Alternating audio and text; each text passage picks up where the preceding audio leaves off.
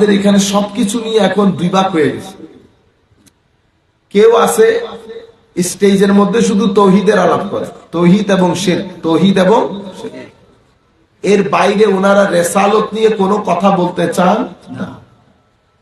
আর রেসালত নিয়ে যখন কথা হয় তখন শুধু কথা বলেন আনুগত্য নিয়ে, আমার নবীর সুন্নতের অনুকরণ অনুসরণ। আপনারা বুঝতে পেরেছেন? একটা এই স্টেজে এইভাবে হয়। ওনারা কখনো মহব্বতের কথা বলেন না, নবীর সম্মানের কথা কখনো বলেন না। সেই কারণে ওনারা মেরাজের কথাও বলেন না। মেরাজের কথা যদি বাধ্য হয়ে বলে তো বলে কি মেরাজ শারীরিক ভাবে হয় নাই, রুহানি ভাবে হয়েছে, মেরাজ উপরে উঠে নাই নিচে গেছে, কি কি কি কি বলে। আবার আমাদের মধ্যে আমরা আছি কেউ, আমরা কখনো তৌহিদ এবং শিরকের কথা বলি না। আমরা মনে করি ওইটা বললে একটা ফাউল হয়ে যাবে। আমরা সবসময় রেসালতের কথা বলি, আল্লাহ পাকের মেহেরবানি। রেসালতের কথা বলতে গিয়ে আমরা অনুকরণ, অনুসরণ, আনুগত্য এগুলার কথা বলি না। আমরা কিসের উপর কথা বলি বেশিতে? মহব্বতের উপর। মনে রাখবেন, বাবার জিন সন্তানের উপর ক্যারিয়ন করে। জেনেটিকলি সন্তান দেখতে বাবার মতো হয়, বাবা মার মতো। মা বাবার খাসায়েল বৈশিষ্ট্য রক্তের মাধ্যমে, জেনেটিকের মাধ্যমে, জিনের মাধ্যমে সন্তানের কাছে চলে যায়। মা বাবা যেরকম সন্তানও। তো সন্তান যখন আস্তে আস্তে বাড়তে থাকে, দাড়ি মুছ উঠতে থাকে, তখন তার বাবার অথবা মায়ের তার কাছে তার ছবিটা আস্তে আস্তে ভেসে উঠে। আমরা আমাদের লোকজনকে সারা জিন্দেগি যেভাবে তরবিয়ত দিয়েছি, এই তরবিয়ত পেয়ে আমাদের লোকজন নামাজ কম পড়ে, নামাজ কম পড়ে, কোরআন তিলাওয়াত কম করে, করলেও শুদ্ধ করে পড়তে পারে না। আমরা পীর সাহেবরাই শুদ্ধ করে পড়তে পারি না, আলেমরাই শুদ্ধ করে পড়তে পারি না। আপনারা বুঝতে পেরেছেন কেন আমাদের এই অঙ্গনে এগুলার চর্চা কম হয়ে গেছে? কেন? কারণ আমার ভাই যখন মাহফিলে বসে তো সারা জিন্দেগি উনি শুধু মহব্বতের কথা শুনেছেন। মহব্বত হ্যাঁ তো বেড়া পার, মহব্বত থাকলে বাকি আর কোনো কিছু করতে হবে না, এটা নিয়ে আপনি পার পেয়ে যাবেন। এটা আপনাকে যে করে হোক আপনার সিনার ভিতরে এটা ঢুকাইয়া সুপার গ্লু লাগিয়ে দেওয়া হয়েছে। এবং আপনি মাহফিলের আগের দিন পর্যন্ত মসজিদের সাথে আপনার কোনো সম্পর্ক পরের দিন থেকেও নাই, কিন্তু মাহফিলের দিন মাগরিবের পরে আপনি সাদা টুপি পরে ফেলছেন। ঠিক আছে? এগুলা হচ্ছে ঢং। কি জিনিস? ঢং। ঢং। আপনারা ঢং করেন না? আমরা ঢং করি তো মাঝে মধ্যে। এই ঢং আর কি। মনে রাখবে, এটা কোনো আনুষ্ঠানিকতার বিষয় না, এটা হঠাৎ কোনো কিছু করার বিষয় না, এটা হচ্ছে একটা ধারাবাহিকতা। মানুষ প্রশ্ন করার সুযোগ পায় কখন? যখন আপনি এই কাজগুলা করবেন তখন। কিন্তু আপনি যদি আমলে, আখলাকে, জাহেরে, বাতেনে সত্যিকার অর্থে আমার নবীর উম্মত হন, আপনি মিলাদুল নবী করেন আর যা করেন, কেউ আপনার সাথে দ্বিমত পোষণ করলেও আপনার উপর দিয়ে কথা বলতে চাইবে না। কেন? বাসার মধ্যে গিয়ে বলবে না বড় বুজুর্গ মানুষ, বড় বুজুর্গ তো কি বলে, আমি আমার কানে আসতেছে কিছু কথা, হাশমি সাহেব হুজুরের ব্যাপারে কথা বলতে গিয়ে, জালাল সাহেব হুজুরের ব্যাপারে কথা বলতে গিয়ে, আমাদের কিছু ভাই, আমরা তখন বাইরে ছিলাম, এগুলো আমার কানে লাগতেছে কথাগুলো। না, ওনাদের সাথে আমাদের দ্বিমত থাকতে পারে, কিন্তু ওনারা তো বড় আলেম। এটা আমাদের সফলতা। এটা আমাদের কি সফলতা? যখন আপনাকে বলবে, কারণ মত তো দুই ভাইয়ের মধ্যে দ্বিমত হবে, বলতে এভাবে হবে যে আমার সাথে আপনার দ্বিমত থাকতে পারে হুজুর, কিন্তু ওনারা তো বড় আলেম, এটাতে তো কোনো সন্দেহ নাই। দেখছেন অবস্থা? সেই জায়গাগুলাতে আঘাত পড়েছে এখানে। এগুলো আমরা আস্তে আস্তে আস্তে আস্তে নিচের দিকে। আমি আপনাদেরকে বলতে চাচ্ছি, কেউ এই কাজটা করে। আমরা কি করি? আমরা শুধুমাত্র মহব্বতের কথা বলি, হালাল আমাদের সাবজেক্টে আসে না, আখলাক সাবজেক্টে আসে না, সুদ ঘুষ এগুলো না খাওয়া এগুলো আমাদের সাবজেক্টে আসে না। আমার নবীর সুন্নত, সুন্নত রসুল। আমরা তো দাড়ির বাইরে যাইতে পারি না। সুন্নত মানি দাড়ি, সুন্নত মানি কি? এবার সারাদিন মিথ্যা কথা বলেন, কোনো অসুবিধা নেই। সুন্নতের কথা আসলেই আমরা বলি যে মিঠা খাওয়া সুন্নত, 2 দিন না খেয়ে পানি খাওয়া যে সুন্নত, এটা বলি না আবার মানুষ। শুধু মিঠা খাওয়া সুন্নত না, নিজের খাদ্য আরেকজনকে দেওয়া, শেয়ার করা। এবং আমার নবী পেটে পাথরও বাঁধেন নাই, বেঁধেছে। 2 জোড়া কাপড়ের বেশি রেখেছে, এগুলা সুন্নতের রসুল। তো আপনি তো, আমি তো 160 পুরাই রাখছি। আমরা কি করছি? আমরা আমাদের মন মতো করে কিছু সুন্নত সাজাইছি। তোর মধ্যে একটা হচ্ছে মিষ্টি খাওয়া সুন্নত, একটা হচ্ছে দাড়ি রাখা সুন্নত। তো দাড়ি রাখা সুন্নত না, অবশ্যই সুন্নত। মিষ্টি খাওয়া সুন্নত না, অবশ্যই সুন্নত, কিন্তু একমাত্র সুন্নত না। এর চেয়ে গুরুত্বপূর্ণ সুন্নত আছে আর। গুরুত্বপূর্ণ সুন্নত বলতে আমি কি বুঝাই? গুরুত্বপূর্ণ সুন্নত বলতে কোন অবস্থাতে মিথ্যা না বলা, লোক না ঠকানো, মানুষের সাথে সুন্দর কথা বলা, এগুলো সুন্নতে রসুল, এগুলা সুন্নতে রসুল।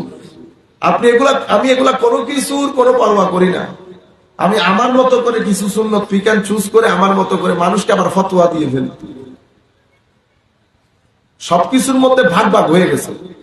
কিন্তু আপনি যদি কথাগুলো এভাবে বলেন, কারণ আমরা আমার নবীর সাথে উম্মতের সম্পর্ক দ্বিমুখী। কয়মুখী? দ্বিমুখী। 2 ধরনের সম্পর্ক। একটা হচ্ছে আমার নবীর জাতে পাকের সাথে উম্মতের সম্পর্ক, আর একটা হচ্ছে আমার নবীর তালিমাতের সাথে উম্মতের সম্পর্ক। তালিমাত মানে নবীর শিক্ষা, যে কারণে নবীকে পাঠানো হয়েছে, সেই শিক্ষাটা গ্রহণ করা, এটা নবীর তালিমাত। এটার সাথে আমার একটা সম্পর্ক আছে। এটার সাথে আমার সম্পর্ক কিসের? এতাত, আনুগত্যের, অনুকরণ, অনুসরণের। আরেকটা আমার নবীর জাতের সাথে সম্পর্ক। জাতের সাথে আমার কিসের সম্পর্ক? তো এটা মহাব্বতের। তো নবীর জাতের সাথে মহাব্বতের সম্পর্ক, তালিমাতের সাথে আনুগত্যের সম্পর্ক। এখন কি হয়েছে? কেউ তালিমাত নিয়ে আলাদা স্টেজ করে ফেলছে, কেউ মহব্বত নিয়ে আলাদা স্টেজ করে ফেলছে। যিনি মহব্বতের কথা বলেন উনি তালিমাতের কথা বলেন না, যিনি তালিমাতের কথা বলেন উনি মহব্বতের কথা বলেন না। আমরা আবার প্রত্যেকে আলাদা আলাদা বুলি বানিয়েছি। নবী পাকের মহব্বত বাদে আমলের কোনো দাম নাই। কথা কি মিথ্যা? কথা মিথ্যা না, কথা সত্য। কিন্তু আমি যখন কন্টিনিউয়াস এই কথা বলতে থাকবো, উম্মতের ভিতর থেকে নামাজের প্রতি ঝোঁক কমে যাবে, ইবাদতের ঝোঁক কমে যাবে, যেটা কমে গেছে, যেটা কমে গেছে। কারণ আমাদের আবার নাচ যাদেরকে করতে দেয়, বুঝতে পেরেছেন, ওনারা নাতের মাধ্যমে, বিশেষ করে আমাদের বর্তমানে আধুনিক কিছু পাকিস্তানি নাত খারা এই কাজটা করেছে। আগের যুগের না, বেড়া বেড়া পার, ঠিক আছে, মানে नाच सुनेंगे नाच पढ़ेंगे, नाच सुनेंगे नाच पढ़ेंगे, तो नाच से हमारा भेड़ा पार हो जाए। तो नाच से अगर भेड़ा ही पार होना है तो जंगे बदरेर तो कोनो दरकार छिलो ना, ठीक ना। আমার নবীকে মাঝখানে বসিয়ে সাহাবায়ে কেরাম করতেন তো তারিফ, আমার নবীর প্রশংসা কীর্তন করেছে, করতেন। এক সাহাবী এসে বলতেছেন, ইয়া রাসূলুল্লাহ সাল্লাল্লাহু আলাইহি ওয়াসাল্লাম, আমি কয়েক লাইন আল্লাহর প্রশংসায় লিখেছি, কয়েক লাইন আপনার প্রশংসায় লিখেছি। আমার নবী বলতেছেন, আচ্ছা পড়ে শোনাও, তবে আল্লাহটা আগে শোনাও, আল্লাহটা আগে শোনাও। তাহলে প্রশংসা তো হয়েছে, কিন্তু আমরা যে আন্দাজে করছি সেই আন্দাজে না। সেই জন্য আমাদের কিছুটা সচেতনতা অবলম্বন এই কারণে করা উচিত। আমি কথা আসতে বলতেছি, মেট্রিক পরীক্ষা চলতেছে, সেই কারণে। এমনিতে পরীক্ষার মধ্যে এই একটা পোলো যদি লেখাপড়া করে ওর ডিস্টার্ব হবে না, সেই জন্য কথাগুলো আস্তে আস্তে বলতেছি। আবার আপনারা মনে করিয়েন না যে এই হুজুর একবারে হয়ে গেল, অনেক ঘুমাই, ঘুম। সমস্যা হচ্ছে এই ছেলেগুলো, একটা ছেলেরও পড়ালেখা ডিস্টার্ব হলে তো ঝামেলা। ওই জন্য আমরা আস্তে আস্তে বললে কোনো সুবিধা আছে, কারণ আমাদের চট্টগ্রামে তো আর সুরের ওয়াজ দিতে হয়। এখানে ওই বাইরে হলে, যেখান থেকে আমি আজকে আসতেছি সেখানে হইলে এদের ওয়াজের ধরন দিন আলহামদুলিল্লাহ আমরা আমাদেরটাই করি, ওখানে আবার ভিন্ন। মাবুদ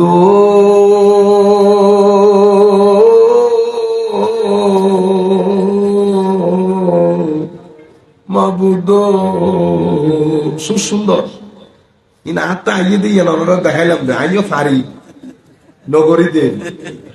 তো এমনিতে সুর তো ভালো, সুরে মানুষের অন্তর নরম হয়। আমরা ইউথকে কনসেন্ট্রেট বেশি করি বিদায় আমরা কিছুদিনের জন্য সুরটাকে বন্ধ রাখছি। আমি কয়েকবার সুরে ওয়াজ করছিলাম তকরির বাইরে, বেশ কিছু পোলাপাইন ফেসবুক ফাটাই ফেলছে মেসেঞ্জারের মধ্যে, আপনি কেমনে এই কাজ করলেন, মনে হয় যেন আমি কোনো দোকান ঢুকে মদ খাই ফেলছি। কিছু কিছু মেসেজ যদি আপনাদেরকে দেখায় আপনারা মনে করবেন যে এগুলার একসাথে কইরা মেহেন্দি গাছের বেদ দিয়ে মারা দরকার। মানে যেন বহুত বড় একটা গলতি করে ফেলছে। মানে আরেকজনে তো লিখছে, হুজুর আপনি এরকম বাজে কাজ কেমনে করলেন। ইন্না লিল্লাহ। সুর কি বাজে জিনিস?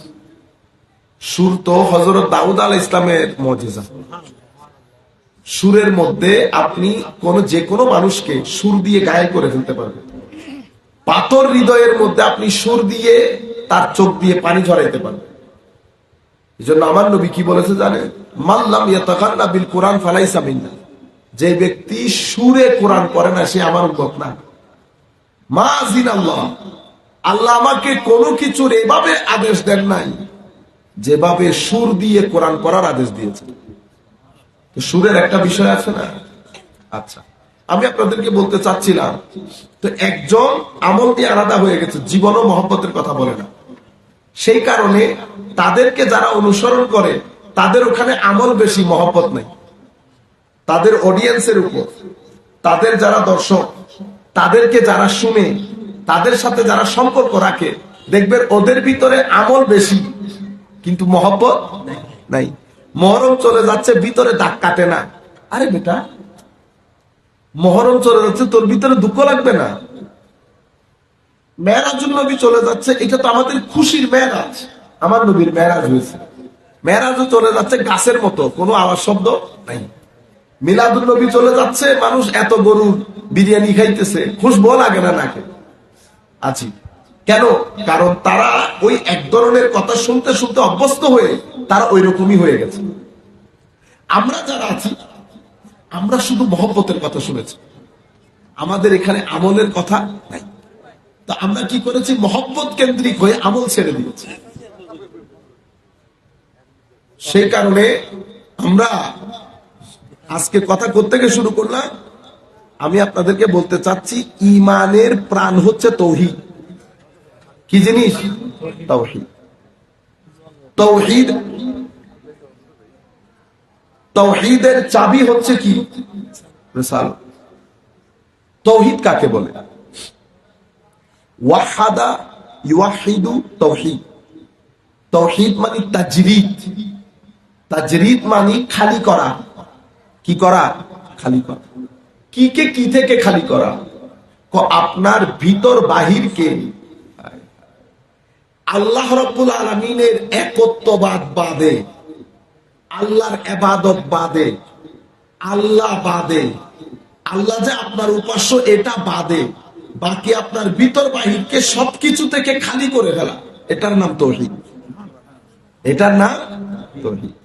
আমি যদি আবার পরিষ্কার করি আপনাদেরকে, আপনি তাওহীদের জন্য ঘরকে পরিষ্কার করে খালি করতে হয়, ঘরকে পরিষ্কার করে খালি করতে হয়।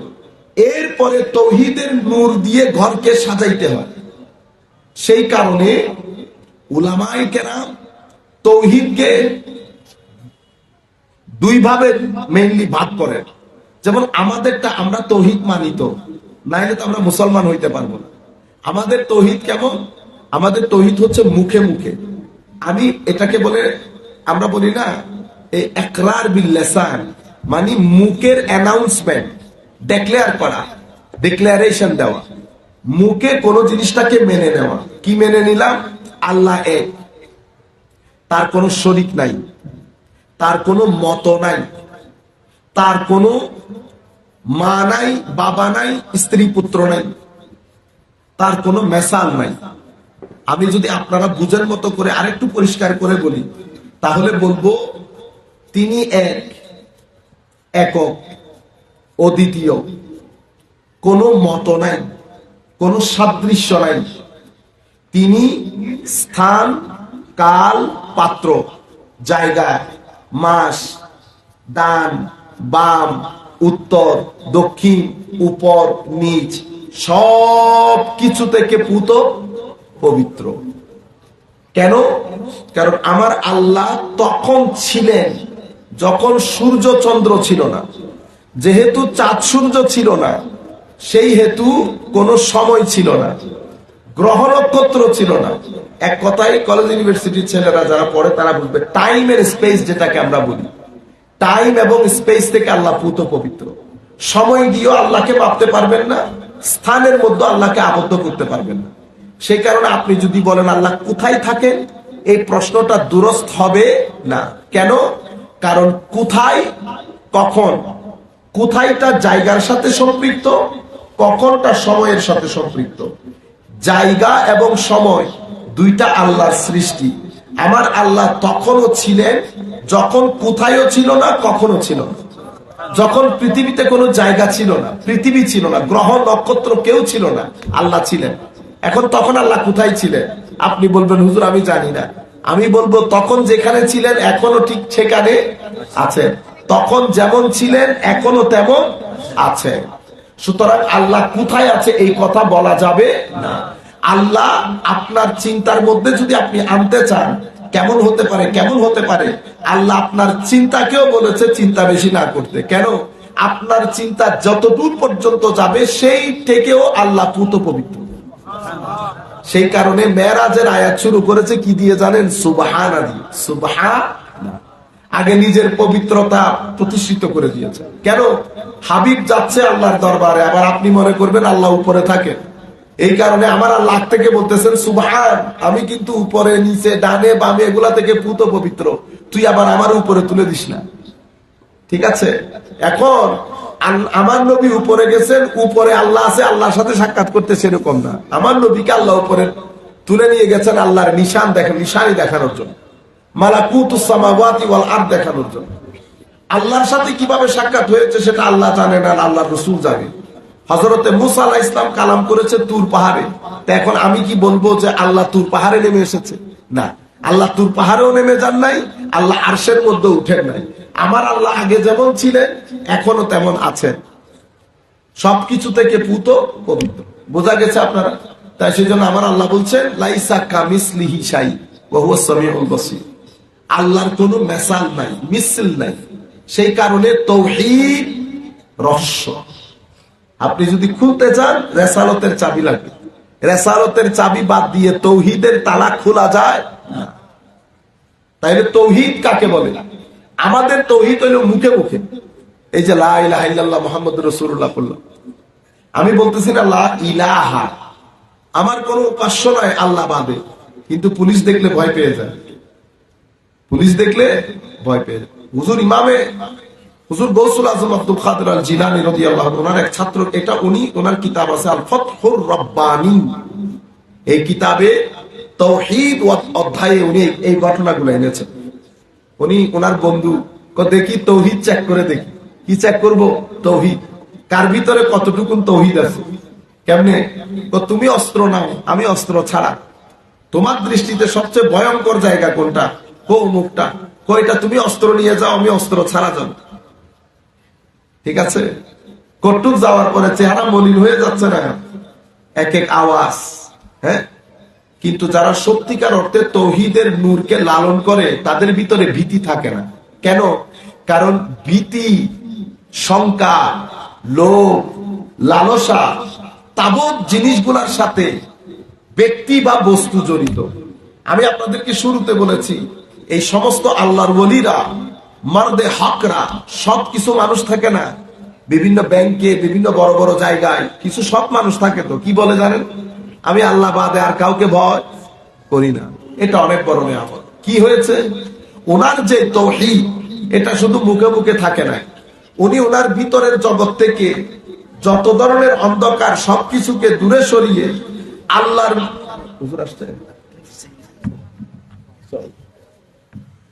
আমি তো বলছি আল্লাহর নূর দিয়ে ভিতরকে সাজিয়েছে। হুজুরের জন্য একটা চেয়ার রাখেন, পরে আবার দৌড়াদৌড়ি করবেন, এটা আপনার একটা চেয়ার দিয়ে দেন, আপনাকে একটা চেয়ার দিয়ে দেন, আপনারা নাড়াচাড়া করলে মাইন্ডসেট যেন ডিস্টার্ব না হয়। আমি আপনাদেরকে বলতে চাচ্ছি না, তো যখন বলতেছেন লা ইলাহা, কোনো ইলাহ নেই, কোনো উপাস্য নাই, এখন আমারটা মুখে মুখে, আমি আবার যখন বড় দেখছি তখন আবার আমার চিন্তা করতেছি, কাশ আপনি যদি একটু পকেটে হাত দিয়ে আমার পকেটে হাত দিতেন। আমাদের আশা নিরাশা থাকে, আমরা বড় দেখলে এক ধরনের, ছোট দেখলে আরেক ধরনের, বুঝতে পেরেছেন? এই যে ভিতরের মধ্যে দুনিয়ার ময়লা আবর্জনা নিয়ে চলি কেন? তৌহিদের যে আসল নূর সেটা আমাদের ভিতর জগৎকে দুনিয়া থেকে পরিষ্কার করতে পারে না। সে কারণে তৌহিদের জন্য সুফিয়ায়ে কেরাম বলেন তাজরিদ লাগে। তাজরিদ মানে আগে ভিতরের জগৎকে ইবাদতের পানি দিয়ে দৌত করে তৌহিদের নূরের জন্য ভিতরের জগৎকে তৈরি করতে হয়। যখন তৌহিদ ঢুকে তখন তাদের অন্তরে এই আরেকজন থেকে কোনো কিছু আশা করা, কাউকে ভয় করা, হেজিটেট করা, সত্য বলতে বিমুখ থাকা, এই জিনিসগুলো তাদের ভিতরে তখন আর থাকে না। আপনি তাদেরকে যেখানে নিয়ে যাবেন সেখানে যেতে পারে। আল্লাহর ওলিরা পাহাড়ে পর্বতে থেকেছেন না, কিভাবে? তৌহিদের নূরের কারণে, তৌহিদে নূরের কারণে। এমনিতে আমার ভাইয়েরা বলে না তৌহিদি জনতা, তৌহিদি জনতা, আবার আল্লাহর ওলিদেরকে মানেন না। আসল তৌহিদি জনতা তো আল্লাহর ওলিরা, আমিও না, আপনিও না। আমার আপনার তৌহিদ মুখে মুখে, এজন্য তাদের তৌহিদকে বলে তৌহিদে হুব্বি, তৌহিদে হুব্বি। তারা আল্লাহর তৌহিদের সমুদ্রে একটা খাস মহব্বত নিয়ে সব সময় আল্লাহর তৌহিদের সমুদ্রের মধ্যে খাস মহব্বত নিয়ে বেঁচে থাকেন। তা আমাদের পক্ষে সম্ভব না। যাই হোক, আমি আপনাদেরকে বলতে চাচ্ছিলাম, তাইলে ওয়াহাদা ইউহিদু তাওহীদ, ভিতরের জগৎকে আল্লাহর জন্য খালি করা, ভিতরের জগৎকে আল্লাহর জন্য। তাইলে আল্লাহ কি, তাওহীদ কি, তো আপনারা বুঝতে পেরেছেন।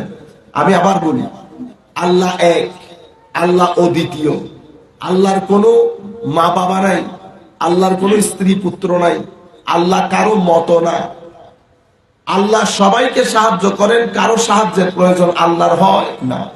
আল্লাহ রাব্বুল আলামিন সময়, কাল, স্থান সবকিছু থেকে পুত পবিত্র, আল্লাহ কারো মতো না।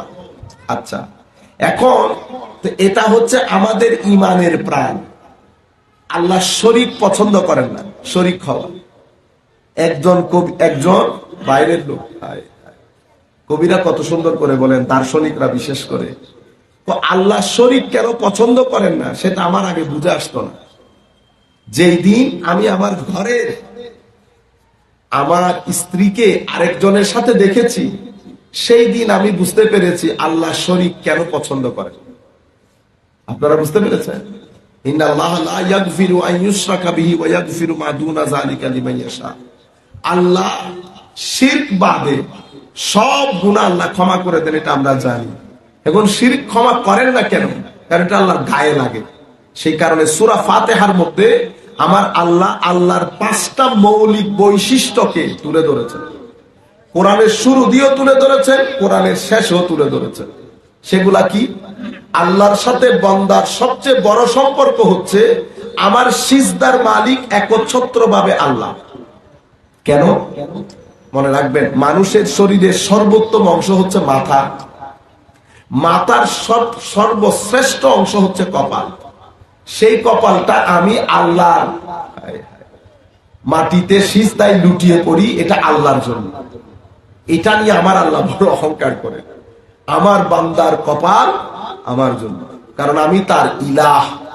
আলহামদুলিল্লাহ, এটাকে বলে উলুহিয়তে রব্বানি, এটা আল্লাহর উলুহিয়ত। আল্লাহর উলুহিয়ত মানি আমার সিজদা ইবাদত। ইবাদত মানে কি?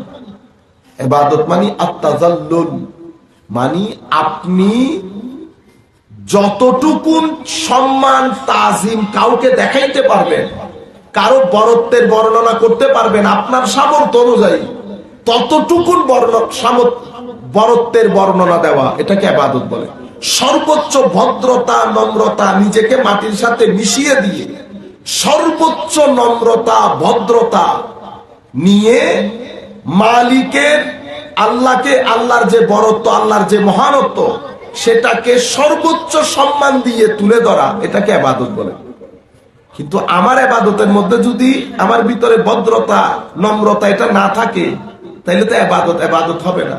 ইবাদতের মধ্যে নম্রতা থাকতে হবে, ইবাদতের মধ্যে আল্লাহর প্রতি সর্বোচ্চ ভক্তি, যেটাকে আল্লাহর মহানত্বকে সর্বোচ্চ পর্যায়ে গিয়ে বর্ণনা করা। তো এখন আমি কিভাবে বর্ণনা করব আল্লাহর বরত্ব? হায় হায়, আমি প্রথমে এটা করি, বরত্বের বর্ণনা, এরপরে এভাবে দাঁড়াই থাকি। কেউ এভাবে দাঁড়াই থাকে, কেউ এভাবে দাঁড়াই থাকে, কেউ এভাবে দাঁড়াই থাকে, কেউ ছেড়ে দেয়। ধাপে ধাপে আমি রুকুতে গিয়ে এভাবে বসে থাকি। এগুলার মধ্যে যখন আপনি ফিলিংস রাখবেন, আমরা জিনিসগুলা বুঝি না কেন, আমরা রোবটের মতো করি। কিন্তু আপনি যদি ফিলিংস এর সাথে ভিতরে নম্রতা, ভদ্রতা, মহাব্বত, এশক রেখে আপনি যখন করবেন, অনেক মজা লাগবে। মালিকের দরবারে আপনি নুইয়ে পড়েছেন, বউ ডাউন করেছেন, এরপরে কি করলেন? আখেরি শেষ পর্যায়ে গিয়ে আপনার শরীরের সর্বোত্তম অংশের সর্বশ্রেষ্ঠ জায়গা মাটির মধ্যে রেখে দিলেন। সেই কারণে সিজদার মধ্যে আল্লাহ এবং বান্দা অনেক কাছাকাছি চলে আসে। সিজদা আজিম নিয়ামত। তো আমার আল্লাহ কি বললেন প্রথমে শুরুতে? আলহামদুলিল্লাহ উলুহিয়তে রব্বানি, রব্বিল আলামিন, রুবুবিয়ত। রুবুবিয়ত মানে কুল কায়নাতের যত প্রয়োজন, যত ধরনের প্রয়োজন আপনার আছে, খাওয়া দাওয়া, যা কিছু আপনি গুনতে থাকেন আপনার কি কি প্রয়োজন, সব প্রয়োজন আল্লাহ মিটিয়ে দেন। বিদায় আল্লাহ আমার রব, আমার প্রতিপালক। এটা আল্লাহর সাথে বান্দার সম্পর্কে অন্যতম একটা বৈশিষ্ট্য, যেটার মাধ্যমে আল্লাহিয়ত বহিঃপ্রকাশ হয়। কি? আল্লাহ কুল সৃষ্টির প্রয়োজন মিটিয়ে দেন, সেই কারণে তিনি রব। এটাকে বলে রুবুবিয়ত। তাহলে কয়টা হলো? উলুহিয়ত, রুবুবিয়ত। আলহামদুলিল্লাহি রাব্বিল। এরপর আপনারা কি পড়েন? আর রহমান আর রাহিম। যেহেতু প্রয়োজন মিটিয়ে দেন, এখন আমার তো অনেক প্রয়োজন, আল্লাহ আপনি যদি আবার আমার যোগ্যতা আছে কিনা এটা দেখে পূরণ করেন, তাহলে তো আমি আটকে যাব। আমার তো কোনো যোগ্যতা নাই। আপনি যদি যোগ্যতার বিচারে দয়া করেন, যোগ্যতার বিচারে যদি আমার প্রয়োজন মিটান, তাহলে তো আমি দুঃখে পড়ে যাব। সেই কারণে আমার আল্লাহ বলছেন আমি রহমান, আমি দুনিয়ার প্রয়োজন মিটিয়ে দেওয়ার সময় আমি তোমার যোগ্যতা বিচার করি না। এটা রহমানিয়তে রব্বানি। এরপরে আর রাহিম, আমি পরকালের জন্য অতীব দয়ালু। তবে পরকালে তোমার প্রয়োজন মিটাবো তোমার যোগ্যতার বিচারে, যদি যোগ্যতা থাকে। দুনিয়াতে আমি যোগ্যতা দেখবো না, তোমার চেহারাও দেখবো না, তুমি কোন পরিবারের, আখলাক কেমন, আসেনি কোনো কিছু দেখবো না। বস তোমার প্রয়োজন বলিও, মিটিয়ে দেব। রাহিম আখেরাতে বান্দা আমি তোমার যোগ্যতা দেখে ভদ্রতা কতটুকু ছিল, নম্রতা কতটুকু ছিল, উদারতা কতটুকু ছিল, সহনশীলতা কতটুকু ছিল, আমি একটা একটা করে গনে গনে বিচার করব সবকিছু ঠিক আছে কিনা। রাহিমিয়ত, মালিক ইয়াউমিদ্দিন, কিয়ামতের দিনের একচ্ছত্র অধিপতি, কেউ মালিক না। তাইলে এটা হচ্ছে মালিকিয়ত। তাইলে কয়টা পাইলেন? উলুহিয়ত, রুবুবিয়ত, রহমানিয়ত, রহিমিয়ত, মালিকিয়ত। আপনারা দয়া করে একটু মুখস্থ করেন, একটু জানতে পারলে মানুষকে অন্তত জানাইতে পারবে। তাইলে উলুহিয়তের সাথে কিসের সম্পর্ক? উপাস্য, উনি আমার ইবাদতের সম্পর্ক। রুবুবিয়ত আমার প্রয়োজন মিটান, রহমানিয়ত দয়া করেন, রহিমিয়ত দয়া করেন, দুইটাই দয়া। একটা দুনিয়া, একটা আখিরাতে। দুনিয়ার কোনটা? দুনিয়াতে উনি প্রয়োজন মিটান কি দেখে দেখে? চেহারা দেখে দেখে। যোগ্যতা কোনার যোগ্যতা দেখেন, যোগ্যতা দেখলে তো আমি দুঃখে পড়ে যাইতাম। রহিমিয়ত তো পরকালেরটা যোগ্যতা দেখে দেখে দয়া করবে। মালিকিয়ত, মালিকিয়উমিদ্দিন, মালিকিয়ত। কোরআন শরীফ যখন আল্লাহ শেষ করতেছেন, তখন আল্লাহ তিনটা জিনিসকে তুলে ধরেছেন: রুবুবিয়ত, উলুহিয়ত, মালিকিয়ত। কুল আউযু বিরাব্বিল মালিকিন ইলাহিন। দেখছেন শেষ করেছে কি দিয়ে? রুবুবিয়ত দিয়ে, মালিকিয়ত দিয়ে, উলুহিয়ত দিয়ে। এখানে আর রহমানিয়ত নাই, রহিমিয়ত নাই, কারণ পৃথিবী শেষ, পৃথিবী শেষ। আপনারা বুঝতে পেরেছেন? এই পাঁচটা জিনিস অতীব গুরুত্বপূর্ণ। এটা আল্লাহ এবং বান্দার সাথে সম্পর্কের যে ধরন, যে প্যাটার্ন, সেই ধরন এবং প্যাটার্নকে পরিষ্কার করে, ক্লিয়ার করে যে আল্লাহর সাথে আমার সম্পর্কটা কিসে। আপনারা বুঝতে পেরেছেন এখন? আচ্ছা, সেই কারণে আমি বলেছিলাম একটু দর্শন করে আল্লাহুম্মা সাল্লি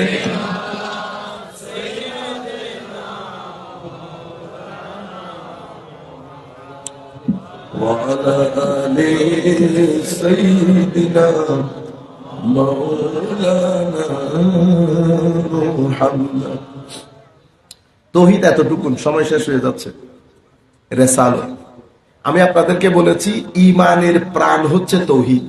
ঈমানের প্রাণ তৌহিদ। পৃথিবীর অন্যান্য ধর্মের লোকদের সাথে আমাদের মূল পার্থক্য হয়ে যায় তৌহিদের ক্ষেত্রে। এখানে আরো অনেক বিষয় আছে, সব বিষয় তার বলা যাচ্ছে না, কিন্তু তৌহিদ আমাদের ঈমানের প্রাণ। তৌহিদের চাবি হচ্ছে রেসালত। রেসালত বাদে তৌহিদের তালা খুলে না। কেন? আমরা যে বললাম তৌহিদ, আল্লাহ উপর নাই, নিচ নাই, ডান নাই, বাম নাই, কোন দিক থেকে আল্লাহর কোনো সাদৃশ্য নাই। আল্লাহ তো একটা গোপন রহস্য, এটা ভেদ করবেন কিভাবে? সেই কারণে সূরা তাওহীদের মধ্যে আমার আল্লাহ এটা স্পষ্ট করে দিয়েছেন। কি দিয়ে? সূরা ইখলাসের মধ্যে আমার আল্লাহ যখন আমাদেরকে তাওহীদ শিখাচ্ছেন, আমার আল্লাহ শুরু করেছেন কি দিয়ে? কুল হুয়াল্লাহু আহাদ। হাবিব, আপনি বলে দিন তিনি আল্লাহ এক। কে বলবে? হাবিব। হাবিবেরটা হচ্ছে রেসালত। হাবিবেরটা কি? রেসালত। তাওহীদ শুরু হয়েছে হুয়া থেকে। আগে কি এসেছে? আগে রেসালত এসেছে। আপনি নারায়ে তাকবীরের পরে নারায়ে রিসালাত দিতেছেন না? আমার আল্লাহ রেসালত দিয়ে তাওহীদ শুরু করেছেন। রেসালত দিয়ে তাওহীদ শুরু করেছেন। কেন? আমার আল্লাহ বুঝাতে চাচ্ছেন হুয়ার চাবি হচ্ছে কুল। হুয়ার চাবি কে? হুয়া মানে কি জানেন? হুয়া মানে তিনি, সে। আপনি হচ্ছেন তুমি বা আপনি। এখানে আপনার বাবা আসে না। আমি যদি আপনাকে জিজ্ঞেস করি তো কি জিজ্ঞেস করব? আপনাকে জিজ্ঞেস করব তিনি কি আসেন নাই? তিনি কি আসেন? তিনি কে? যিনি এখানে নাই। তিনি কে দেখতেছি আমরা এখানে না। মনে করেন আমি আপনার বাবাকে কখনো দেখি নাই, তো তিনি এখানে নাই।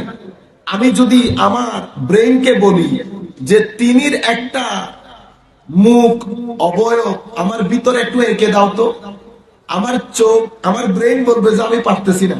কেন? কারণ আমার ব্রেইন বলবা যে যার কাছ থেকে ইনফরমেশন নিয়ে আমি ব্রেইনে আঁকি, সেই চোখ তো তাকে দেখে নাই, সেই চোখ তাকে। আমি আপনাকে এখন একটা এক্সাম্পল দিলে আপনারা বুঝতে পারবেন। লিচু, এই কানে শোনার সাথে সাথে আপনি চোখ বন্ধ করেন, ব্রেইনে দেখবেন লিচু। ব্রেইনে কি আছে? লিচু সেট করা আছে। কিন্তু আমি যদি বলি রামবুতান, দেখছেন নি ব্রেইন কাজ করতেছে? আমারটা কাজ করতেছে, কিন্তু আমার জিহ্বায় পানি আসতেছে। কেন? কারণ আমার চোখ রামবুতান দেখছে, আমার কান রামবুতান শব্দটা শুনছে, আমার জিহ্বা রামবুতানকে টেস্ট করছে। বুঝতে পেরেছেন? সেই কারণে জিহ্বা পানি ছেড়েছে, ব্রেইন ছবি এঁকেছে, চোখ আরাম করতেছে, দেখেছি। আপনারা বুঝতে পারতেছেন? সেই কারণে দেখার না দেখার মধ্যে আসমান জমিনের ফারাক। আপনি দেখেন নাই বিদায় আপনি চুপ করে বসে আছেন, আরেকজন দেখেছে বিদায় ইনি তো হাসতেছে, জিহ্বা দিয়ে পানি বের হচ্ছে। আপনারা বুঝতে পেরেছেন? তাহলে ব্রেইন কোনো কিছু ধরার জন্য চোখকে দেখা লাগে। চোখ যদি না দেখে ব্রেইন কোনো ফতোয়া দিতে পারে না। ব্রেইন কোনো ফতোয়া দিতে পারে না। আপনি যদি ব্রেইনকে বলেন, ব্রেইন সাহেব গতকালকে যে একটা গান হয়েছে, নাচ হয়েছে, ঠিক আছে, এই সুর সম্পর্কে আমাকে কোন একটা আইডিয়া দেন তো। ব্রেইন কোনো কাজ করে না, লেজি, অলস। সে কি করে? ওই বড় ভাই যেমন ছোট ভাই নিয়ে মারে, তুই নিয়ে আসতে পারো না, তুই নিয়ে আসতে পারো না, তুই যা, তুই যা, কি মারামারি। ব্রেইনে কি কাজ? নিজে কোনো কিছু করে না, কান রে জিগায়, এই গতকালকে বলে হয়েছে তো তুই শুনছিলি? কান বলতেছে আমি এই দুনিয়াতে নাই। ব্রেইনও চুপ করে বসে আছে। আমি আপনাদেরকে বলতে চাচ্ছি, ব্রেইন এমনিতে অনেক শক্তিশালী, কোনো সন্দেহ নাই, কিন্তু ব্রেইন 5টা জিনিসের উপর ভর করে থাকে। ওই 5টা জিনিস যদি কাজ করে ব্রেইন ঠিক, ওই 5 জিনিসের কোন একটা কিছু যদি কাজ না করে, ধরেন মানুষ অতিরিক্ত পান, ধরেন নৈমিষাই হুজুরের স্টাইলে যদি আপনি পান খান, নৈমিষাই হুজুরের স্টাইলে, তো জিব্বার মধ্যে কোনো মজা টজা পাবেন? হ্যাঁ, তো জিব্বার স্বাদ ছেড়ে দিয়েছে। কারণ আপনি ওই ব্যক্তিরে দিচ্ছেন লবণ দেখার জন্য। কি দেখার জন্য? আমাদের ঘরে একজন কাজ করে আজকে অনেক বছর, আপনারা বেটা আবার এগুলার কাটসাট কইরা হুজুরের ঘরের কথা বলছে, আগা মাথা নাই। এমনিতে ওগুলা বন্ধ করে দিতে হবে কিছুদিনের মধ্যে, আজীব আজীব লাগে মাঝে মধ্যে, যার যা মন চায়। একটা কথা আমি বলি নাই, ওনারা নিজেদের থেকে ডান বাম করে, ওখানে আবার অনেক ধরনের ছবিও লাগে, শুধু নিজের ভিডিওটা মানুষ দেখানোর জন্য, 2-4টা টাকা পাবে এতটুকু। যাই হোক, তো সে অনেক পান খায়, অসম্ভব পান খায়, অনেক বছর, আজকে 30 বছর হয়ে গেছে প্রায়। মাঝে মধ্যে সে যখন লবণ দেখে, তরকারি মুখে দিলে বুঝতে পারি যে আজকেও লবণ দেখছে। কারণ কি? কারণ লবণ দিতে দিতেও তো তার এখানে লবণ লাগতেছে না, কারণ পান খাইয়া তো লেয়ার করছে 10টা, জিব্বার উপর লেয়ার বসছে না।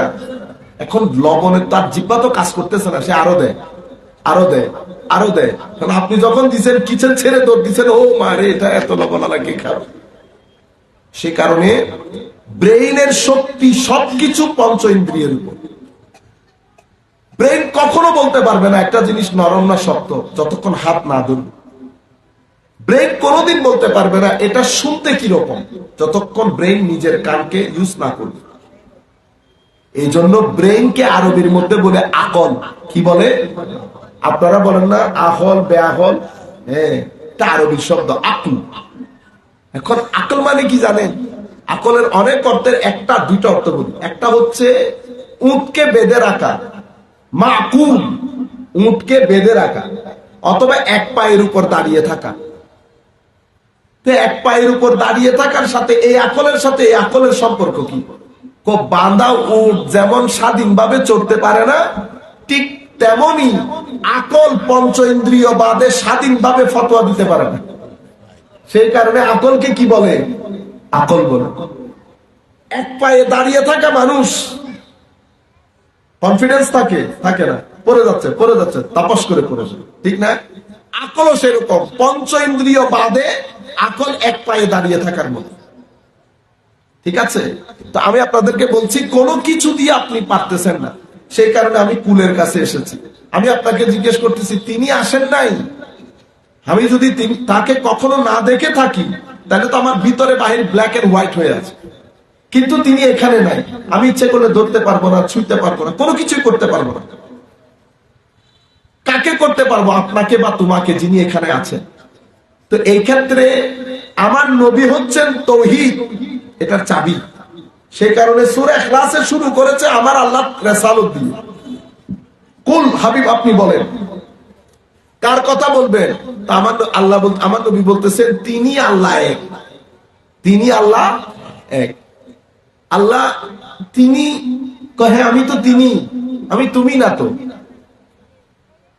তো আমি আপনাকে ধরবো কোত্থেকে? তুমি তো আমাকে ধরতে পারবা না। তোমার দৌড় কুল পর্যন্ত। কি পর্যন্ত? কুল। কুলের দৌড় হুয়া পর্যন্ত। কুল হুয়া পর্যন্ত যাবে, আমি কুল পর্যন্ত যাব। আমার কাজ কুল পর্যন্ত আসা, কুলের কাজ হুয়া পর্যন্ত যাও। কারণ আমি কুলের মুখাপেক্ষী, কুল হুয়ার মুখাপেক্ষী। আপনারা বুঝতে পেরেছেন? তাওহীদ এবং রিসালাত। আবার আরেকটু করে বলি, তাওহীদ হচ্ছে সংবাদ, রিসালাত হচ্ছে সংবাদদাতা। যিনি সংবাদ পাঠক উনি হচ্ছেন রিসালাত, সংবাদটা হচ্ছে তাওহীদ। আমাদের এখানে যখন টুট টুট টুট করে 10টা সংবাদ আসে, প্রথমে কে আসে? সংবাদ পাঠক। সংবাদ পাঠ শুরু হয় পরে, আগে সংবাদ পাঠক। সংবাদ পাঠকে গ্রহণযোগ্যতার উপর নির্ভর করতেছে সংবাদ কতটুকু গ্রহণযোগ্য হবে। সেই কারণে সংবাদ পাঠক হচ্ছেন সংবাদের চাবি, সংবাদের চাবি। সেই কারণে আপনি তাওহীদ এবং রিসালাত, আল্লাহ কি বলছেন, কুল হুয়াল্লাহু আহাদ, হাবিব আপনি বলে দিন আল্লাহ এক। আপনি বলে দিন, মাওলা আপনি বললে অসুবিধা হইতো, কোন আমি বললে অসুবিধা নাই, কিন্তু আমি তোমাকে বুঝাইতে চাচ্ছি রিসালাতের গুরুত্ব কতটুকু সেটা। এই গুরুত্ব আরেকটু বোঝানোর জন্য আপনি দেখবেন পবিত্র কোরআনের মধ্যে একটা সম্বোধন এসেছে ইয়া আইয়ুহান নাস, যেখানে সেখানে পাবেন ইয়া আইয়ুহান নাস উবুদু রাব্বাকুমুল্লাযী খালাকাকুম, ইয়া আইয়ুহান নাস ইত্তাকু রাব্বাকুমুল্লাযী খালাকাকুম মিন নাফসিন ওয়াহিদা। একটা হচ্ছে ইয়া আইয়ুহান নাস, হে মানুষ। আমার আল্লাহ যখন হে মানুষ বলেন তখন শুধু মুসলমানদেরকে বলেন না, সবাইকে বলেন। ইয়া আইয়ুহান নাস কুরআনের মধ্যে 20 বারের মতো এসেছে। কয়বার? 10 বারের সম্বোধন মক্কা শরীফে এসেছে, 10 বার মদিনা শরীফে এসেছে। ইয়া আইয়ুহান নাস যখন বলে এটার সাবজেক্ট ম্যাটার কি? ইয়া আইয়ুহান নাস বললে আল্লাহ আল্লাহর ইবাদতের কথা বলেন, পরকালের কথা বলেন, হাসরের বিশ্বাস, কিতাবাদির উপর বিশ্বাস, নবীদের উপর বিশ্বাস, এগুলা বলেন। এটাই হচ্ছে ইয়া আইয়ুহান নাসের সাবজেক্ট ম্যাটার। যে কোনো ইয়া আইয়ুহান নাস করবেন, হে মানুষ তোমরা সেই মহান সত্তার ইবাদত করো যিনি তোমাদেরকে সৃষ্টি করেছেন, যিনি আকাশ থেকে পানি বর্ষণ করেছেন, মাটিকে বিস্তৃত করেছেন। হে মানুষ তোমরা তাকে স্মরণ করো যে যিনি তোমাদেরকে হযরত আদম থেকে সৃষ্টি করেছেন। এভাবে আল্লাহ রাব্বুল আলামিন ইয়া আইয়ুহান নাস দিয়ে বলে থাকেন। আল্লাহ পবিত্র কোরআনের আরেকটা সম্বোধন হচ্ছে ইয়া আইয়ুহাল্লাযীনা আমানু, হে মুমিনগণ। হে মুমিনগণ, এটা মক্কা শরীফের মধ্যে এত বছর আমার আল্লাহ আমার নবী ছিলেন, কিন্তু মক্কা শরীফের মানুষজনকে এই ইয়া আইয়ুহাল্লাযীনা আমানু সংশ্লিষ্ট আয়াত মক্কা শরীফে নাযিল হয় না। পবিত্র কোরআনে 89 বার এসেছে ইয়া আইয়ুহাল্লাযীনা আমানু। কয়বার? 89, মানে 8 9 89, 89 বার। একবারও মক্কা শরীফ আসে নাই, সব মদিনা শরীফ। এবং ইয়া আইয়ুহাল্লাযীনা আমানু এটার যদি বিষয়বস্তু দেখেন, মেইনলি আমার আল্লাহ নবীর তাজিম আর আদব শিখিয়েছেন মানুষদেরকে। মনে রাখবেন ইয়া আইয়ুহাল্লাযীনা আমানু, মুমিন, মুসলিম আর মুমিন এক জিনিস না। মুসলিম মানে সাদা মাটা মানুষ, মুসলমান।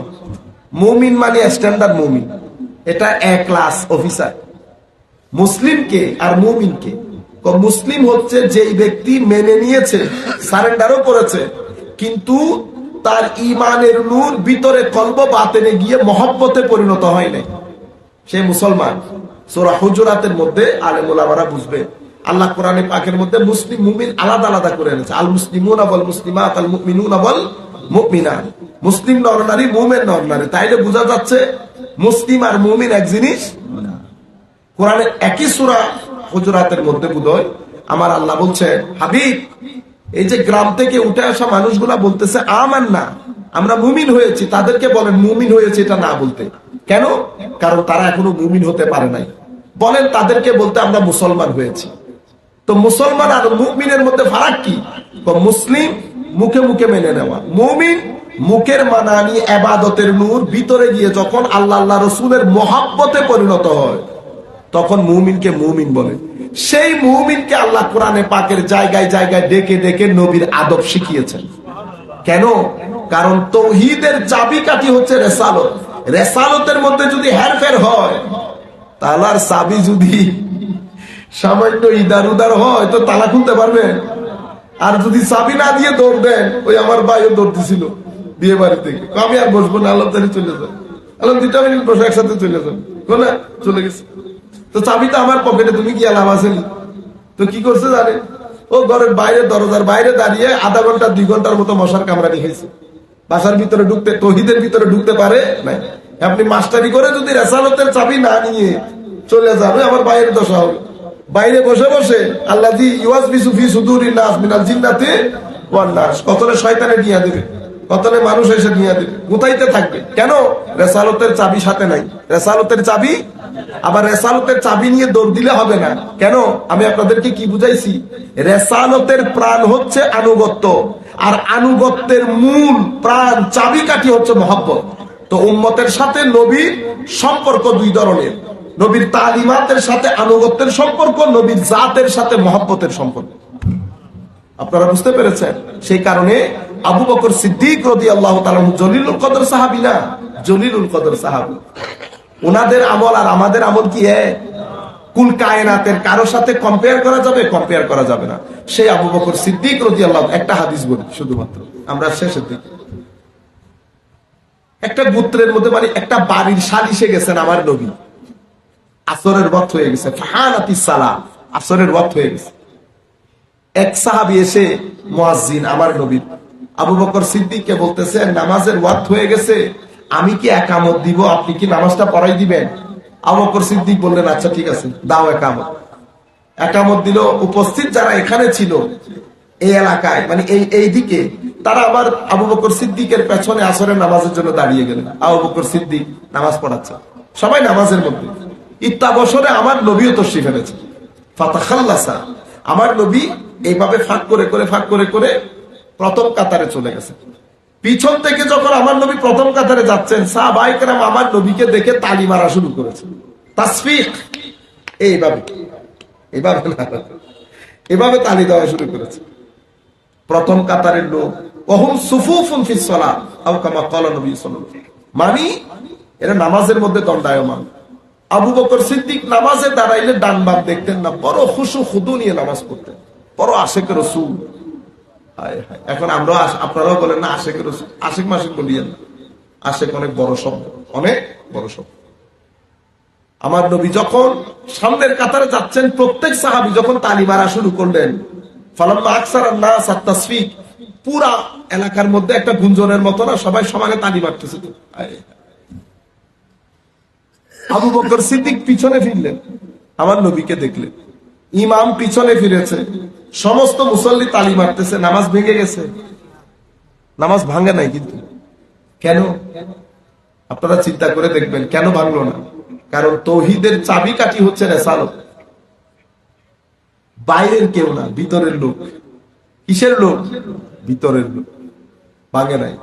আবু বকর সিদ্দিককে আমার নবী ইশারা করেছেন, আবু বকর নামাজ ক্যারি অন করো। এতটুকুনের মধ্যে আবু বকর সিদ্দিক জোর আসরের নামাজ হাত তুলে ফেলছে আল্লাহর দরবারে। হাত তুলে বলতেছে, আল্লাহ তোমার প্রশংসার কোনো শেষ নাই।